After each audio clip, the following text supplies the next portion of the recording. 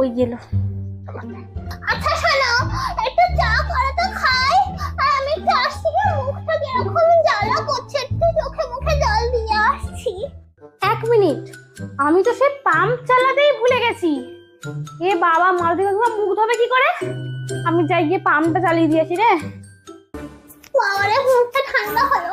এ বাবা কাকিমা, তুমি মুখ ধুলে কোন জলে? কল থেকে জল পড়ছিল, আমার ট্যাঙ্কিতে একটুও তো জল নেই, আমি তো